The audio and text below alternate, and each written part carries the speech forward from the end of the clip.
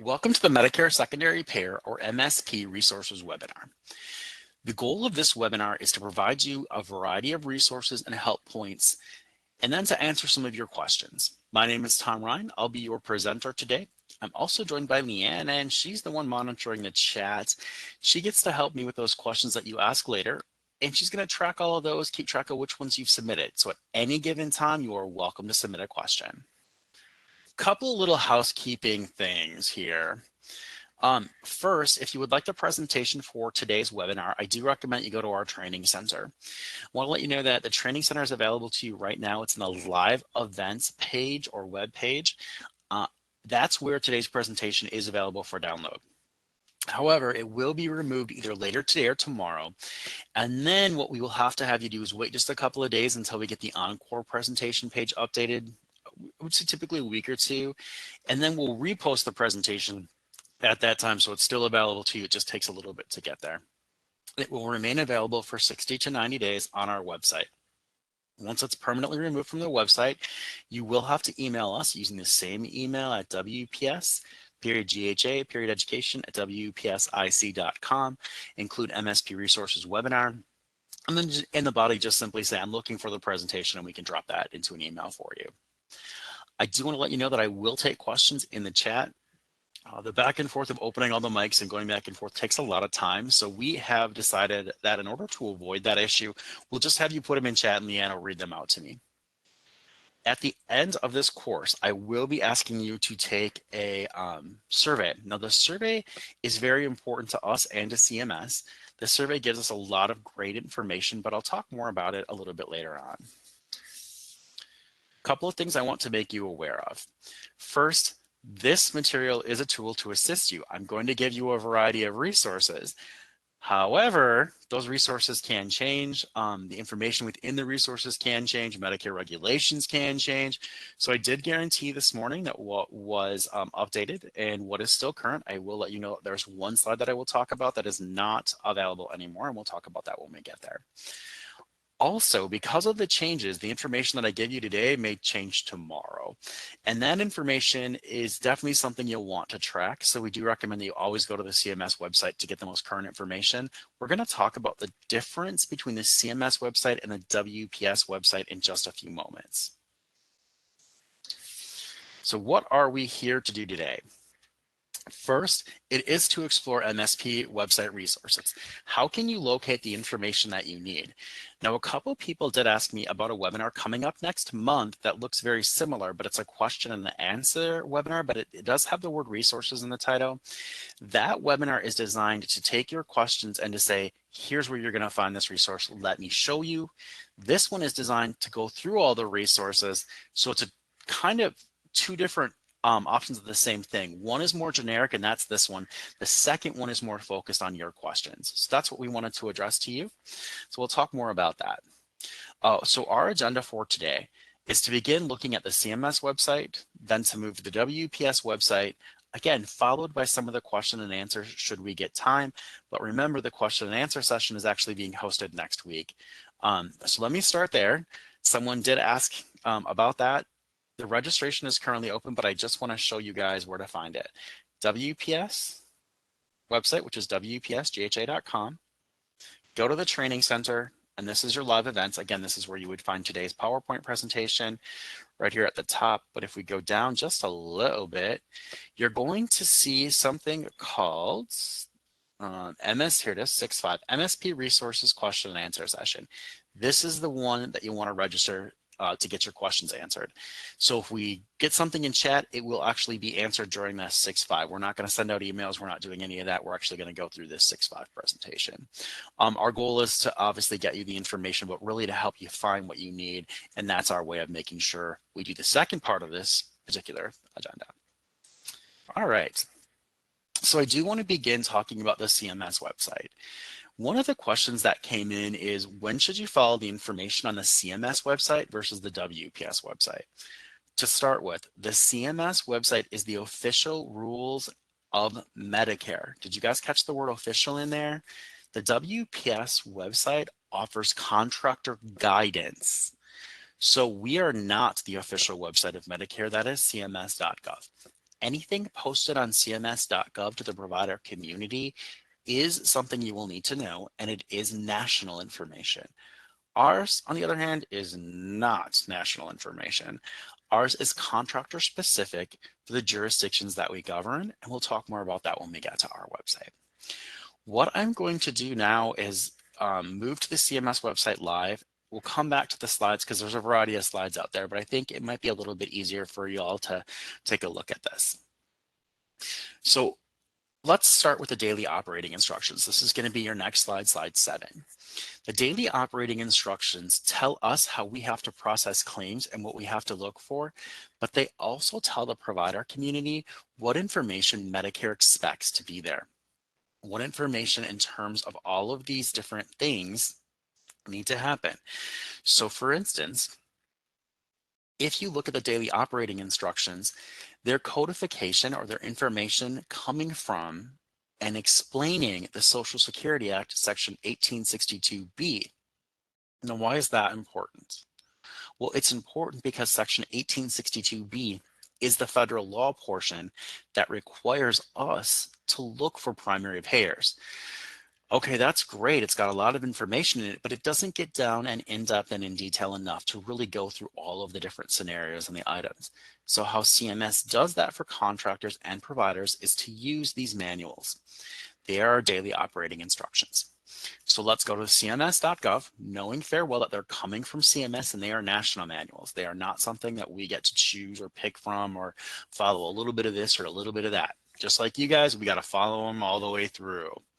So the first thing you want to do is decide what area you're looking at. Well, to me, Medicare makes sense, right? We're talking about Medicare.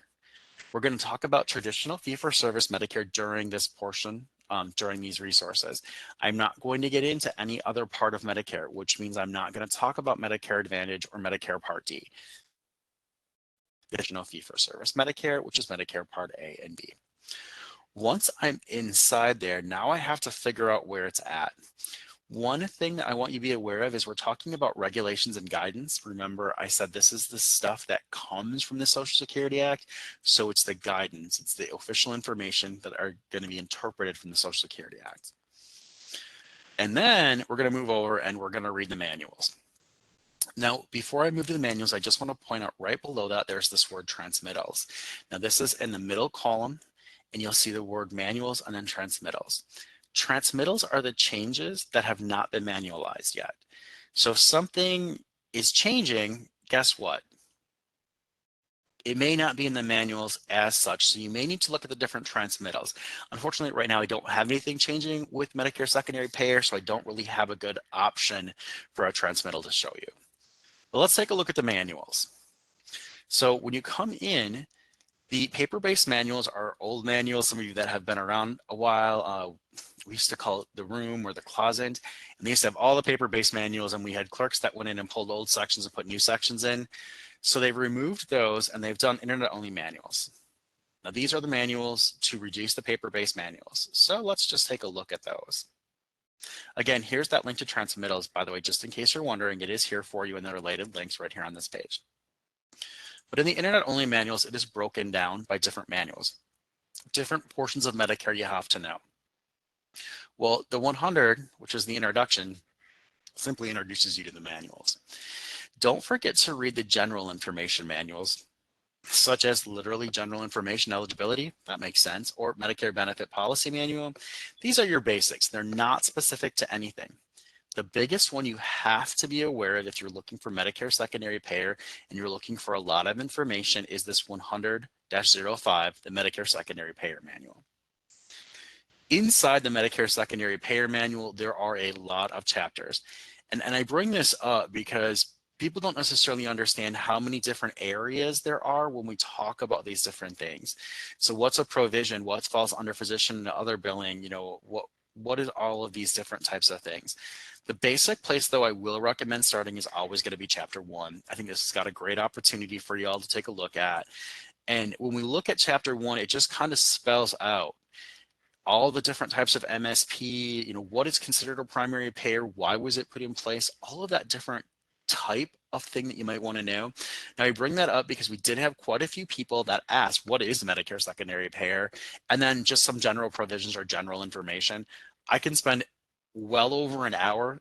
The first 3 webinars I think that we host as part of this, Medicare Secondary Payer information, is 3 hours long, and it goes through just this information right here. We don't get any further than that. So I want to make sure everyone's kind of aware of it. Also, we had a ton of questions on conditional payments. We've decided to do another webinar on that in a couple of months, but here's the information that Medicare has on conditional payments. So I want everyone to be aware of where you can find that as well, because it is given to us in this daily operating instruction. But again, feel free to read through. This is a searchable file. It is a PDF. So what you could do is use the Control and F, which is your find feature. And you could say, I'm not really sure what this is, but let's just say I want to do a 180 days. Okay, it will go through and it will say, oh, you don't have that.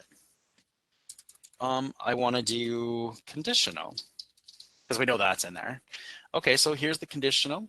And if we go through and we find out all the different types of items we're looking for, it'll help us. So conditional payments, coordination periods, anything like that, you can search for any of it. We could say promptly, just as an example, or promptly paid, and then it defines what that is, and it's 120 days. So there's a lot of different information, and we're going to get more into that, but I really wanted to show you this type of information as your basics.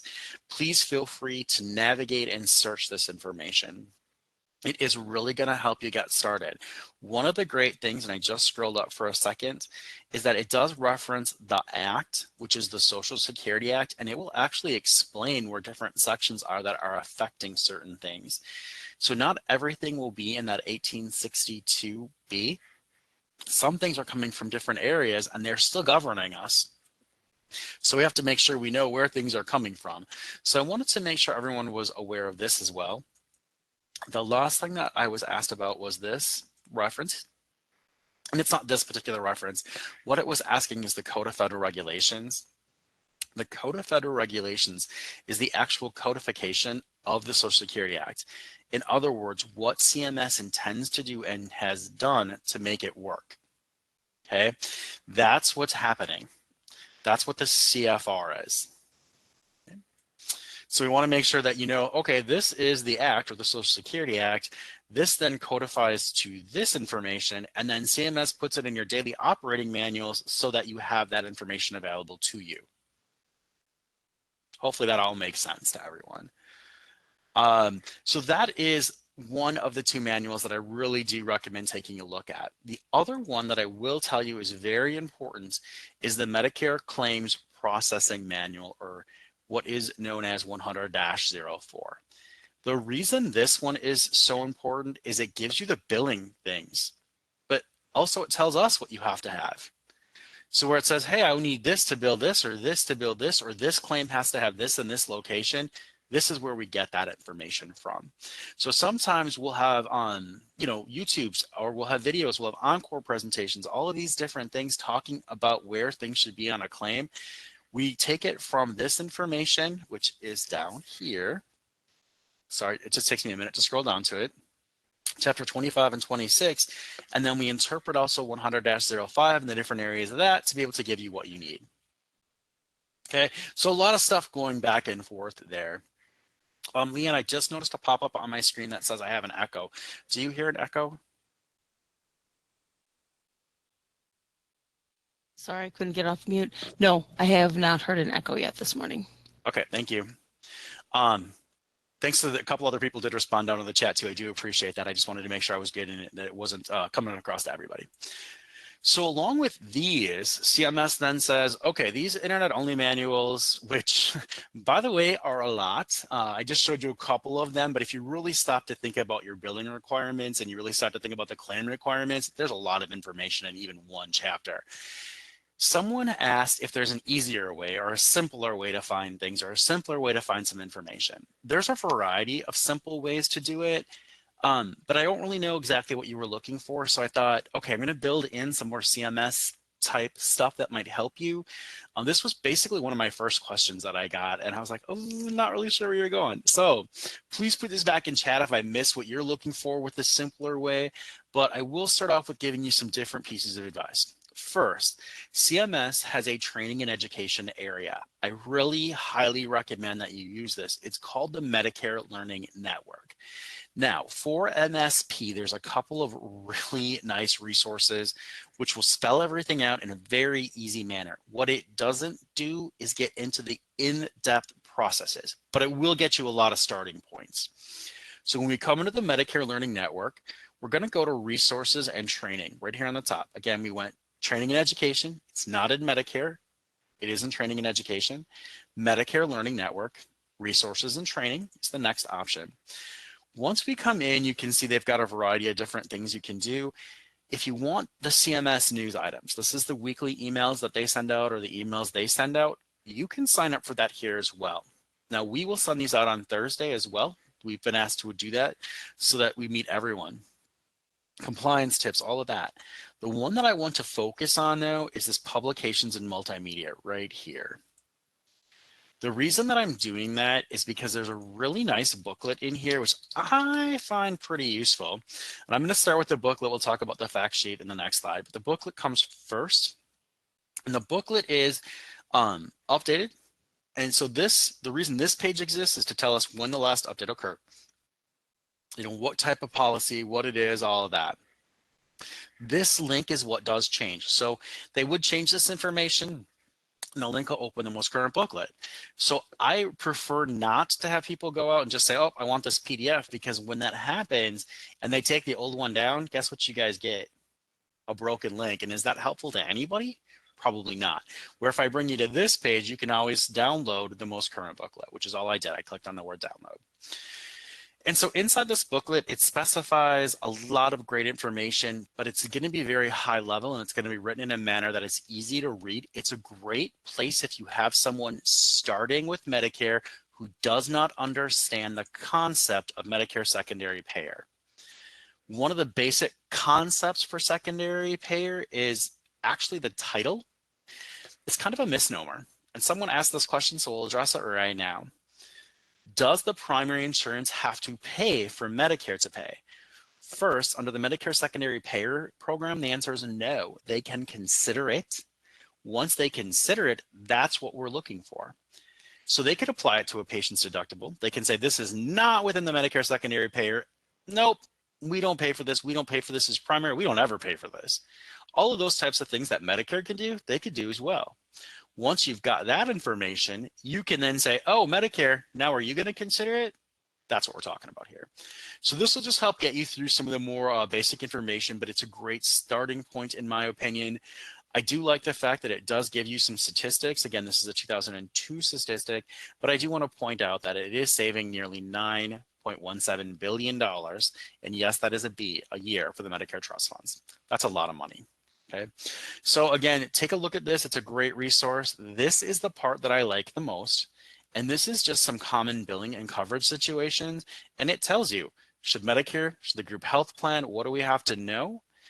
Okay, it's just a very nice chart, quick reference and easy to use. And I think this is what the person was looking for, but I could be wrong. Again, I wasn't really positive exactly what you were looking for. So take a look and maybe this will meet your needs to have some kind of a quick reference chart.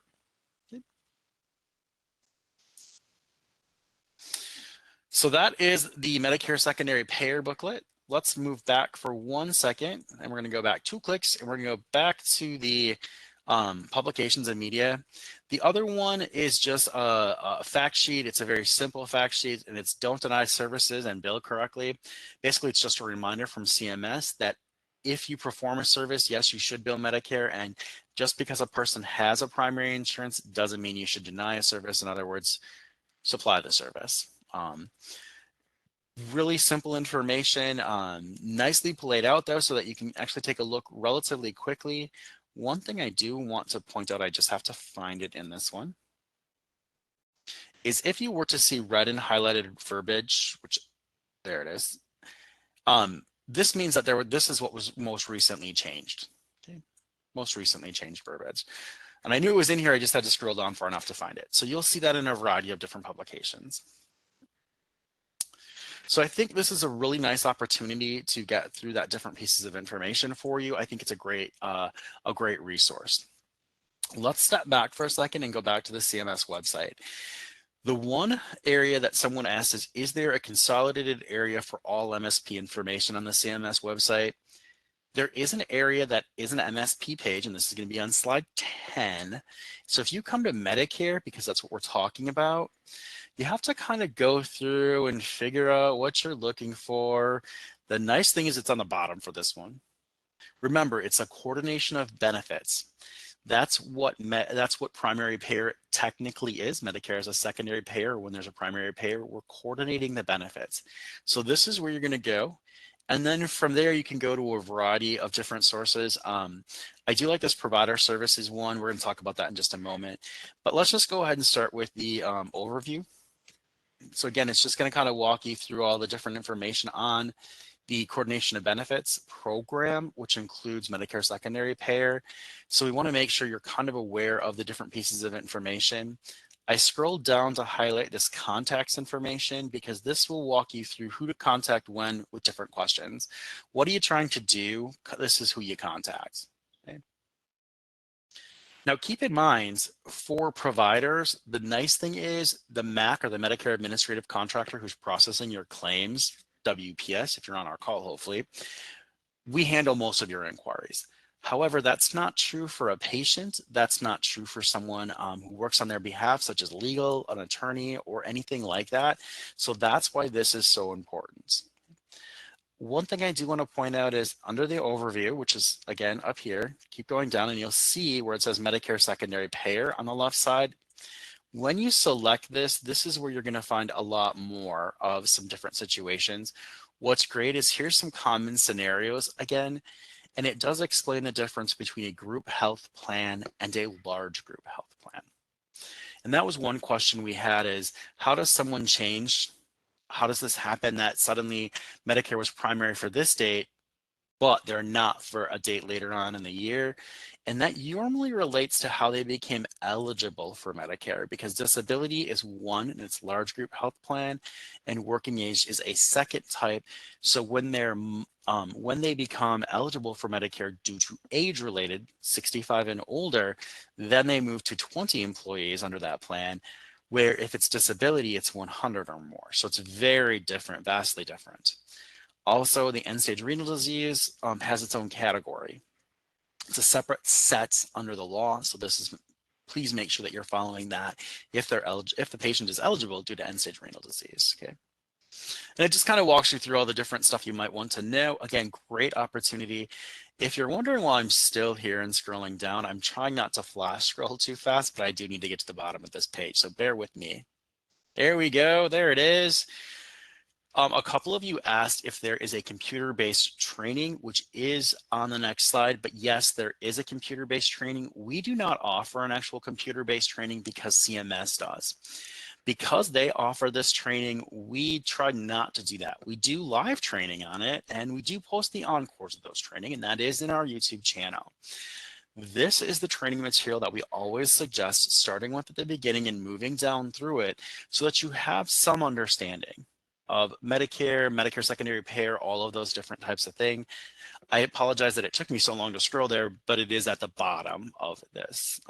So if you have a new person to Medicare and you're just trying to get them the basics and just get them started, start with the Medicare Learning booklet and this computer-based training. Have them go through that for Medicare Secondary Payer. Answer their questions as they go. Refer them to our encores. Those are a great opportunity, and we're going to show those to you in just a moment. But also, feel free to have them submit questions based on those encores. And you can reference an encore and say, hey, we have a question based on encore, blah, blah, blah. We can take that too. So we want to make sure we're giving you a lot of opportunities. Please remember, they can always contact customer service, our customer service department, to help get that basic information. All right, let me stop here for 1 second. I know I don't have a slide built in for this, but before we move to the WPS website, which would be our next slide in the end, did we have anything coming in chat that I need to answer?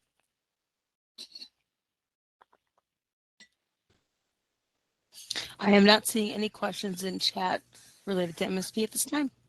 Perfect. All right. So that is where we're going to stop on the CMS website. I don't want to make it seem like that's all the resources that are out there, which is why I'm recommending next month. If you have a specific question, we'll get you a specific resource. That's really where we want to go. So let's move on from there. And what we're going to do is move to the WPS website. You guys already saw a really brief hint of this one for the live events. So we'll start back at the beginning, and it's WPSGHA.com. This is the slide 12 introduction. Now, one person asked, and I think this is a great question to ask, what is the basic information, or what if I can't remember all these resources you're going through? Let me share with you, and I'm not sure how many people are aware of this, but if you're on the WPSGHA.com and you go to our training center, you can actually scroll down and you'll see a specialty and service training and resources area. This actually has a category for Medicare Secondary Payer right here. And inside there, it's just a variety of links. So you want to know more about the booklet, the web page, anything that we've already talked about, it's all right here. Okay. So lots of stuff given to you without having to go out and try to remember where was this at, what was this at. We definitely want you to be aware of some of the different things we have. It is broken out, again, just like I did, CMS and WPS. So please take advantage of this. This is not the only specialty page. I'm just going to back click for a second here. You can see that there are a lot of them, and that's exactly what we do with all of these different ones. So hopefully this kind of helps you get to the training center a little bit easier. Before I leave the training center, let me just remind you, again, I showed you where live events was. This is our Encore page. Inside the Encore presentation, within usually 2 to 3 weeks, we do post it. We do offer a player, and you can simply click play, and it will actually play this video for you. But down here in the follow-up materials is where we currently have our presentation. So it's the one for this particular item. You can also give feedback, and we'll talk again more about the survey coming up in a little bit. So question and answers will eventually be added to that page. That is a change we're working on. As anyone knows, though, it's a programming change, and programming changes take time. So a little bit more to come up on that. So someone did ask me about a tool that we have, and I want to talk about this tool next. The tool is available underneath the tools dropdown. So we're going to leave the training center. We're going to go to tools. We're going to go to all tools. Now inside the all tools, if I scroll down, you're going to see this MSP calculator. What I want you to do first, if you're ever questioning this, put your cursor directly on the link, but don't click it. If you notice, there's a pop-up box that appears. It says this is used to calculate Medicare Secondary Payer payment amounts. The calculator only should be used for MSP type 12, working age, 13, end-stage renal disease and disability. That means that this is only used when there is an employment-based insurance. That's the 3 categories of employment-based insurance. Not for liability, not for no fault, nothing like that. And there's a reason for that. The formula is different, and it is a lot more complex for those. So because of the complexities of the formula and whether the patient owes the money sometimes, whether you as the provider owe the money, whether we're making a payment based on all of these different things, whether there's a set aside amount, we don't want to get into all of that. So this calculator was designed for this type of insurance. I will also tell you it is not designed for anything billed on a UB04 inpatient care. That means if you bill and you're billing skilled nursing facility inpatient, if you're billing acute care inpatient, long-term care inpatient, critical access hospital inpatient, it doesn't work exactly right. And that's because of the payments methodologies, the prospective payment systems, they don't work exactly right for you. So that's why I bring this up. One of the questions I did receive on here is this term right here, and it's OTAF. And what does that mean in terms of Medicare Secondary Payer? And it's obligated to accept as payment in full. So when we look at that, if you have an amount on your EOB from the primary insurance that you have to accept as payment in full, it's contractually obligated. That's what we're looking for here. Okay. So that's why it can be the billed amount or the obligated to accept as payment in full amount. enter the information and it will tell you all of those different types of information that you will get. Please remember that if you have late filing, what Medicare will actually pay in part is based on that late filing timeline. That's over 1 year. And a lot of different pieces of information going through there. I'm not going to go through the actual tool. I wasn't asked to do that. I was asked to explain what the tool is used for. So hopefully I got everything in there that you needed. Okay. Let's see. I forgot which slide I was on. I'm sorry, you guys. Let's jump ahead and just get back to the normal slide so I can figure out which slide I was just on. So claims processed correctly, that's the one that we were just on. So we're going to move to verifying information, which would be slide 15. Now this one is important because you are required to verify who is primary before you bill Medicare. And then that also goes along with the MSP questionnaire, which is an article that we have, and it's MSP questions. They do come from the Internet Only Manual, and it is specified in that way. So we'll talk more about that when we get to that article, but you do want to look at the verification systems. One of them is actually right here on our screen, and we don't have to go a whole lot further, which is very nice. It's called SNAP, or the Secure Net Access Portal. It's right up here on the top. The other one, and we'll talk about this in just a moment, but I just want to mention the two and then we'll go through the details. The other one is actually going to be in topics, claims, but I want to let you know that you need to be in what is labeled Part A line of business. And that's the direct data entry overview right here. So the reason that I say Part A line of business and Part B line of business is that it will tell you this is not for Part B. And you're like, oh, okay. Well, what does that mean when CMS uses the term line of business? It is not about a benefit category. It is about how you bill. A Part A line of business is billed on a UB04 or 837I electronic transaction. A Part B line of business is billed on a CMS 1500 or 837P electronic transaction. They are separate lines of business, A and B, and that's how our website is laid out. So that means if you bill outpatient hospital care, outpatient skilled nursing facility care, rural health clinic, you still need to go up to the Part A line of business. That information is for you.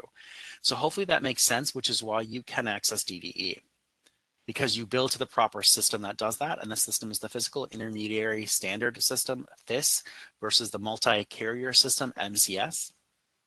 MCS 1500 837P, FIS UB04 837I. So hopefully all that makes sense. I wanted to be able to explain that because that a couple people were thrown off and they're like, well, I bill a Part B service, but I'm billing it outpatient hospital. Well, that means you still are going to go with the Part A line of business. Okay? This overview is just great. It just explains a lot of stuff about what DDE is, what you have to do to get connected to it. We do not establish this connection. It is done through electronic data interchange. So there's a variety of different things you need to know. As I scroll down though, I want to point out that here is the DDE manual, and we're going to talk more about that in just a couple of slides. So let's jump back up to this, which is SNAP, or the Secure Net Access Portal, sometimes just called Portal. So the Secure Net Access Portal is where you have to have a unique username and login to get into the system. It does contain protected health information and personally identifiable information. So PHI and PII, therefore each person must create an account, and it actually is administered by a national provider identifier administrator who is given permission through a variety of factors. I'm not going to get into all of that. If you want to learn about that, take our on-demands about SNAP, the Secure Net Access Portal, sometimes just referred to as the portal. Right here, though, we do have a great tool. It's called the Portal User Manual. I, unfortunately, cannot access SNAP. I can't access SNAP because there's too much PHI and PII in there that I don't need. Now, I do have some screen prints, and we can use a screen print. One of the screen prints we do have is just to show you what it looks like under the Medicare Secondary Payer information, which is actually going to be under eligibility. The Medicare Secondary Payer information is part of the 270-271 HIPAA standard transaction. That standard transaction is an eligibility transaction. 270 goes out, 271 is the return of that transaction. Okay. So that's all it is. Don't be confused on it. The actual slide does show you a screen print of what it is, but if you want to look inside the manual, you can scroll down. And again, we're just going to scroll down until we find eligibility under patient. Then it'll tell you, it'll explain exactly what you're looking for. I'm just going to scroll through all of this because this just gives you step by step how to complete it. One of the questions we did get is, what is supplemental insurance versus Medicare secondary payer? Supplemental is insurance that follows Medicare, not what we're talking about today. If you're looking for what is primary to Medicare, you do have to go to the eligibility tab, and then you're going to look for an MSP tab. Now, this one happens to be grayed out. The reason that it's grayed out is this person, in our example, did not have anything underneath there. But if you want to keep scrolling, you'll see where it gets a highlight. And then it gives us the information. And again, it's quite a ways down here. So I just have to get to it. So again, I apologize for the long scroll here. And then it'll just tell you, okay, Medicare Secondary Payer, this is what you're looking for. And then it'll actually walk you through what you need. So someone asked, what happens if missing information or information is not available on SNAP? We give you what we have. So if it's not there, it means we did not get it returned in the 270, 271 transaction, and that's all we can do. Okay. So hopefully this will help you get that information. The next one that we do have, and I'm going to leave this, is to go back to DDE for a second. Again, as I said, this is the overview. On your slide, there's a screenshot of the manual. And then what happens is you can download the full manual and read all about DDE. And then how do you find different pieces of information? Again, this is an eligibility inquiry. So that's what you got to do. You got to find your inquiry menus. Then you have to read through the beneficiary information, which is the Part A inquiry, HIQA, health insurance query. And then you get to read through that information. Now, again, I gave you a screenshot of it because I thought it was easier than trying to scroll through the manual and try to find that information within that. But I do think this is a great opportunity to keep up with information. A lot of people have asked, when are we updating this manual? And the answer is, it's a work in progress. So I don't know exactly when it's going to be done, but I do know it's being done. So hopefully that kind of helps you a little bit there. Okay. Couple of other things you'll need to be aware of. One, the direct data entry, again, what system does that access? The FIS system. So if you do not bill on a UB04 or an 837I, this will not be available to you. Okay. Unlike the SecureNet Access portal, or the portal, which is available to everyone. And again, the portal, you can just simply scroll in, you can look at the portal user manual and find out the MSP information that is currently on the common working file through the 270, 271 HIPAA standard transaction. Okay. All right, the only other thing I have left to cover for some additional resources is just some stuff that's going to be labeled on yours as articles. So this will be on slide 18. Slide 18. Inside here, there are a variety of pieces of information, but what we're going to focus on is claims. Medicare secondary payer information on our website is part of claims. It's part of getting paid. It's part of billing. That's why it's listed this way. Couple people asked, how would I know what you're looking for? Well, claims will automatically open into Topic Center, and you can scroll down as much as you want here. But we do have Medicare secondary payer, and we do have different items. What are you looking for? Read the one you want. Are you looking for billing information? Well, then look at this article. Also, don't forget to check out that YouTube that goes through all of the billing information for those of us that are billing on the UB04 or the 837 Is. If you're talking about the questions, this is the article that we begin with, which is the Medicare Secondary Payer Questionnaire. A couple people did ask me if we have any knowledge that CMS is going to make this questionnaire simpler. And I don't have any knowledge that there are any changes coming to that. The questions are located, the questions are actually located in the Internet Only Manual, and it's the MSP questions. So not that I know of, but this will actually tell you right here where to find the questions if you want a full list of the questions. Someone did ask if they have to give the questions or if they can give them the information within their system. And I'm not sure, thinking you're talking about the patient. So can I give the patient the information from our system and have them verify that that is still correct? And yes, that is okay, so long as you've done that. I'm not really sure what you're doing with that or how you're doing that, but yeah, you can do that. So again, these questions are what you need to ask, and the goal of these questions is to put together whether or not the patient has working age insurance and how many employees that working age has, because based on their eligibility, that will be in effect. Keeps going a little bit further and says, is this a black lung, a workers' comp, is this liability or no fault related? And then we have to look up the diagnoses and other things like that that may happen. So this is one article that I think is really important for people to look at. And again, these are all linked directly from our slides. So as we go back down, if you don't want to do how I did there, but you do want to just do an A to Z listing, you are welcome to do that as well. And I'm just giving you some different options. So if you're wondering why I didn't go the same way, again, it's just to show you some different options. Here's the Medicare Secondary Payer question. The thing with the A to Z listing is that you really do need to know what it's titled, right? Because if it's not Medicare Secondary Payer, maybe it's billing or understanding. And so those would be under different categories. The last one is just specialties and services, and Medicare Secondary Payer will not ever fall into a specialty or a service category necessarily. The reason that it doesn't necessarily do that is because it's related to all specialties and all services. So let's jump back here, go back to topic. And then again, Benefits Coordination and Recovery Center. This is just an article to get you to the BCRC. The BCRC is the contractor that updates the information. I'll talk more about that in the question and answer session coming up next. And again, the billing procedures.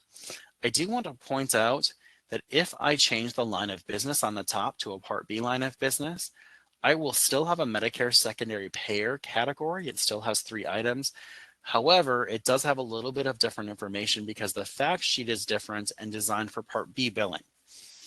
Now, Part B billing, again, is line of business, which is the 1500 or 837P.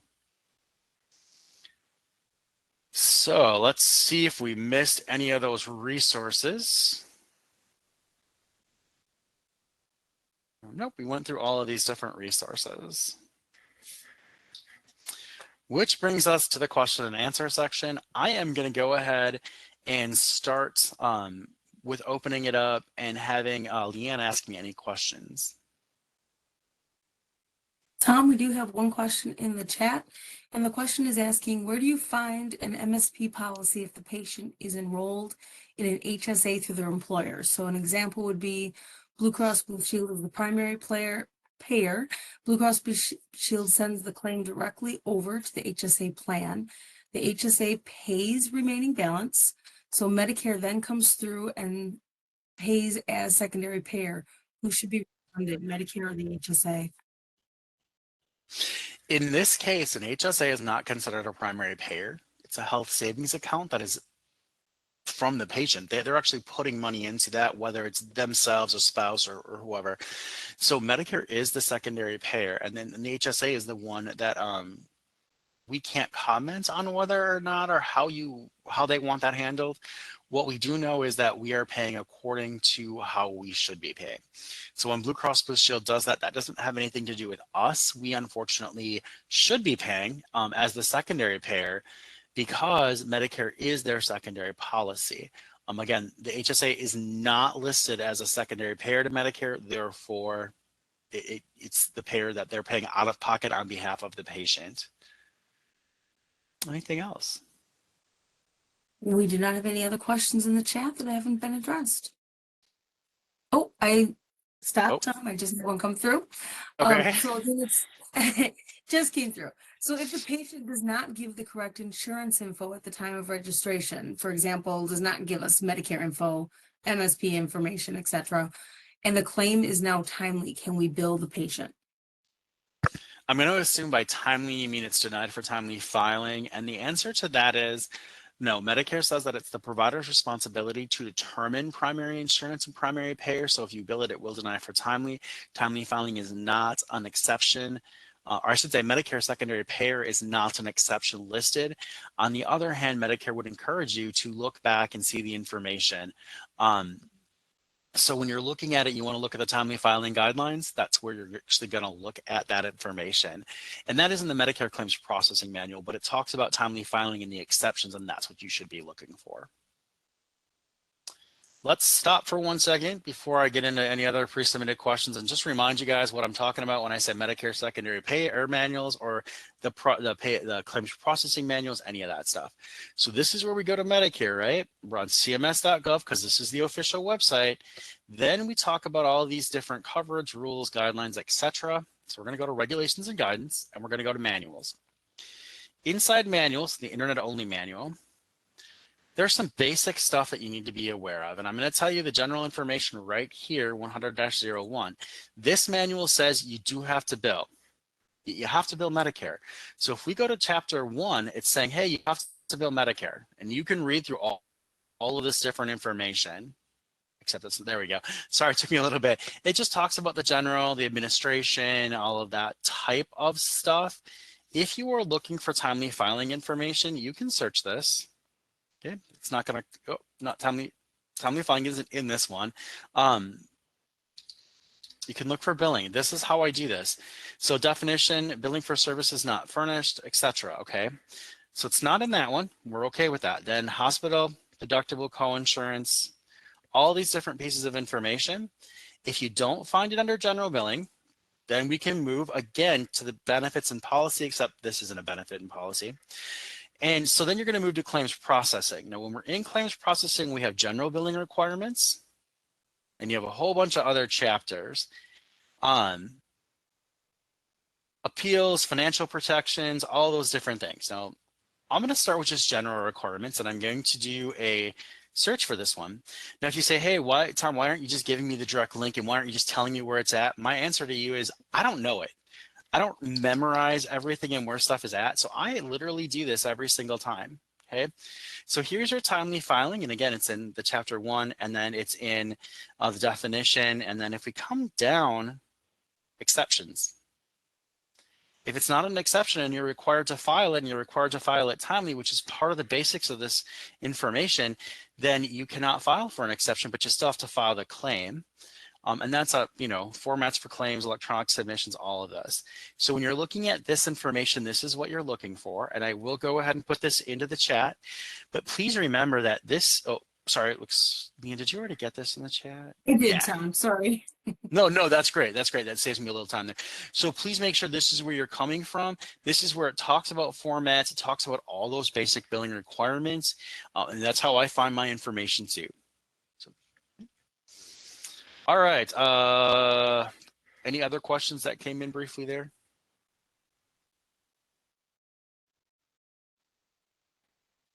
I think the questions that were asked were where that information was located on cms.gov. So we took care of that. Might put those links in chat. No new questions. All right, so we'll move on to the questions that were pre-submitted. I'm going to hold on to it, Leanne. We're going to move on to the questions that were pre-submitted. I'll come back to that one. I don't really know what it is, but I heard you interrupt. So first, a couple of pre-submitted questions. How does Medicare become secondary, and when to bill Medicare secondary? First of all, Medicare becomes secondary when there's an employer-based plan, workers' compensation plan, federal black lung, liability, or no-fault plan. This is all based in the Social Security Act, Section 1862B. So it is a federal law that creates the secondary payer program. Again, the goal is to save money. So I will let you know that if you want more information, we do have a Medicare Secondary Payer Getting Started Encore presentation, kind of gives you the basics of it. We are going to do that again, just coming up in a few months here. We try to cycle that through every maybe 6 months or so. And our goal with that is just to keep the information out there so that when you have new people, they're aware of it. All right. Next, when a patient's on long-term medical disability with insurance through an employer, but not retired, why does Medicare suddenly become primary? And when does MSP change during the disability on a non-retired person who is still covered by the employer group payment? Keep in mind, a person who is working is the key thing here. If it's underneath themselves, it's still going to be age 65, and that's what changes the number of employees. So remember, we talked about an employer group health plan and a large group health plan. That's what happens at age 65. Someone did ask, what does Medicare perceive or use as age 65? And it is not their 65th birthday. It is, again, I'm going to go real slow with this one. It is the first of the month in which their 65th birthday occurs, unless their 65th birthday is the first of the month, then it's the first of the month prior. So depending on what's happening, that will be what information we have. Also, though they may have an employer group health plan, if that group health plan for any reason changes the number of employees they have on the plan, it can directly affect whether or not they are primary to Medicare. So hopefully that one makes sense, but it's not necessarily a full answer because you really do have to do the research to look it up. Next question, how to help patients resolve when receiving this denial. I'm not sure what the denial is, so whether it's the fact that they have insurance and the patient's saying they don't, if there's something going on where we can't get the primary to pay. I don't really know what denial you're talking about here, but let me give you a couple pieces of advice. First, if the patient's having trouble with the BCRC, the Benefit Coordination and Recovery Center, which is a contractor, and they do handle all updates. We don't do updates to insurance. We don't do that.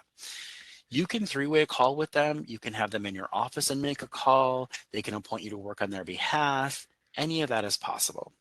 So take the time to do that. You can also bill directly to the insurance and get a denial, and then bill us with the denial, which would then put us into a primary payer situation once we get the denial. I don't really know how else to give you advice. So let's say that it's an insurance situation and they're saying the insurance isn't telling Medicare or isn't doing this.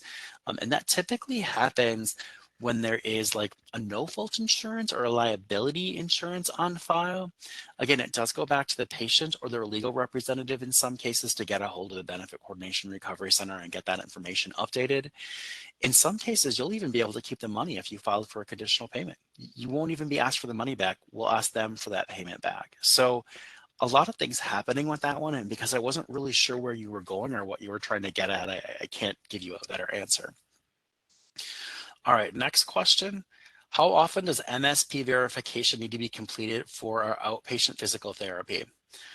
This is a great question, and there are two different answers, and it really does depend on how you bill Medicare.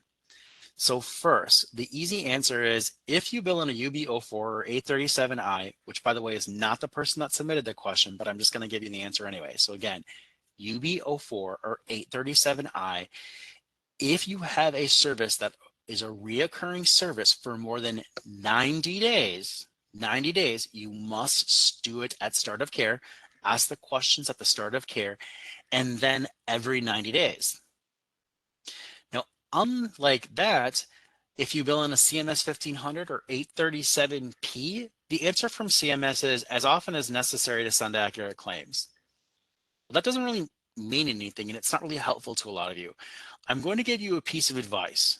The advice is just WPS, just our contractor guidance. If CMS feels it's important enough for outpatient facilities to ask every 90 days, we're going to ask you to follow the same thing. Now, again, is it required? No. Requirement from CMS is for you to determine a business practice as to what is often enough as to send necessary information and claims accurately. So hopefully that kind of answers the question.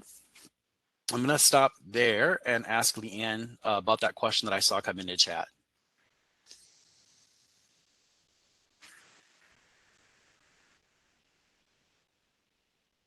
Sorry, having trouble getting off of there. So the question is, if a patient has two group insurance plans, should they both be reported to the BCRC? Yeah, that's a great question. And yes, they actually both should be. Now, your state guidelines are what's going to determine which one pays first and second. What Medicare will say is we need both of them. We need both sets of information before we can pay as a tertiary payer. In this case, again, you're going to take secondary I know that's the general concept, except we'll become a tertiary payer. And in some cases, we're even going to tell you, guess what? Because it's a tertiary payer, I now need you to bill on paper because our system can't do that. Your system can't do that. So it is an exception to the electronic filing rule. Doesn't mean you don't have to file it. It just means we have an exception to the rule. Leanne, any other questions? Not at this time. Okay, I'll keep going with a couple more of the pre-submitted questions. Can you bill the VA secondary to Medicare? VA is not secondary. That's the Veterans Administration. It is not secondary or primary to Medicare. It is a different federal program that pays for services. So either they pay or we pay, not secondary. Typically, when you bill the VA, they're going to authorize it at 100% or not authorize it at all. If they authorize it at 100%, Medicare has nothing to pay. If they do not authorize it at all, then we'll pay as primary. Do we bill the secondary payer if there's no responsibility after Medicare sends the claim? And the answer is we can't tell you to bill a secondary payer or not to bill a secondary payer claim to insurance after Medicare. Here's what we can ask you to do. If there's a primary payer before Medicare and the claim is paid in full, if you are a facility billing for inpatient care, you must bill the claim, period. Bill the claim if it is a medically necessary covered stay. There's a variety of situations that factor into that. If it is an outpatient service and it's covered, you can consider billing the claim. We as a contractor tell you, bill the claim, bill the claim, bill the claim. How does that happen? What happens is if you don't bill the claim and someone takes their money back, guess what? You don't have any recourse because now it's over a year later. It's your responsibility to write it off. So we did look at the CMS website. We did look at the coordination page. So I want to let you know that if you look at that coordination of benefits page, look at the contacts information. If you want to update the coordination of benefits, in other words, if you want to contact who's primary, I will tell you this is handled by another contractor. It's the Benefit Coordination and Recovery Center, or BCRC. So they'll walk you through how to update that. Doesn't have anything to do with us. We can't do that for you. Billing advice, again, check the website. Watch those videos. So much goes into billing. It's actually, separate, literally separate videos. They're each an hour long. I just can't get you through that. How to correctly bill when the patient is in a long-term care facility. Again, watch the billing advice one. It is there. How can you avoid situations where you find out later that there's a primary payer, and unfortunately this won't always happen? I can tell you the best way to do it is to do your due diligence and check up front. It's just not always going to happen. Remember, our system is only as accurate as the information given to the Benefit Coordination and Recovery Center. That's why sometimes it gets updated later. Sometimes things don't have that information even available at the time. The patient hasn't updated it, nothing has gone on, and we don't know it's there. So when that comes through, it does create other issues. So again, do the best you can. That's what we're going to ask for you. What to do when you know regarding a listed of Medicare secondary payer and there's an auto or a workers' comp insurance, which by the way are diagnosis driven, that this is not related to those. How do you get to avoid those denials? First, in most cases, you won't avoid the denial. You're going to have to do an appeal.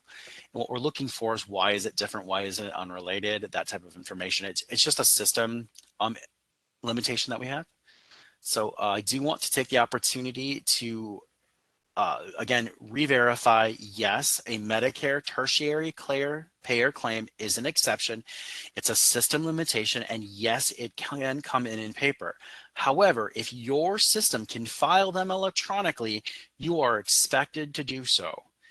However, we do know though, or again, here's your another however, we do know that a lot of systems can't do that. It doesn't work that way. And so it will be allowed through if it needs to be. The next slide is actually something that was removed from our website. It was the Medicare Secondary Payer questions and answers. When I developed this PowerPoint, this was there. It's no longer there. Again, it's in the process of being redeveloped and sent back to certain things. So just keep that in mind if you are looking for that. Let's keep going and we'll just get through the end of this. Certificate of Achievement will be emailed to you shortly. Please don't delete it. Take a look at it. Please be aware that the certificate does contain contact hours, which goes to CEUs. We do not guarantee you CEUs from any governing body. However, I can tell you that like AAPC has said that they do accept our contact hours. And if we give you contact hours as one, they'll issue those one CEU. So a little bit more to come on that. Don't forget to check it out. Your opinion matters is on the top, and that is your survey, which brings me to the follow-up questions. You do get about a week to send those in, well, 7 days. It's not about a week, you get 7 days. And we will get back to you with that. Now keep in mind, I'm not going to send them back directly to you. I'm not going to email you back. Those will be in next week's webinar, so you'll want to attend that. Survey. Please take our survey. You've heard me say this a couple of different times. It is important for us to understand what I did well, what you felt like I needed to do better, what could have made the PowerPoint or the presentation better. And I know I didn't use the PowerPoint fully, but is there ways that it would have helped you in different things to be aware of? So please make sure you take our survey. You can do that right now by using the link in the chat. You can wait and do that when the email comes out. You can wait until after the webinar closes. We'll give you a pop-up box. We want it so much so that you're going to have an opportunity, even if you listen to this in Encore, to take the survey. And that's going to look like the online survey picture on the upper left here. So please make sure that you're aware and that we really do want your feedback. That's it for me. I'm sorry I went a couple minutes over. Thanks for attending. I do appreciate if you would take time to take that survey. Again, tell me the good, the bad, tell me whatever you want me to do or what could help you. Also include topics. They do not have to relate to MSP. Remember to review our live events page and register for that event next week where you can get your questions answered and we'll give you the resources that match that question. Don't forget to view our Encore playlist. It's very important. On behalf of Leanne and myself and all of WPS, we want to thank you for participating today. We do look forward to your survey comments. And again, we hope that you will join us for the question and answer session that focuses solely on the resources to get you the answers to your question as directed. You may now disconnect.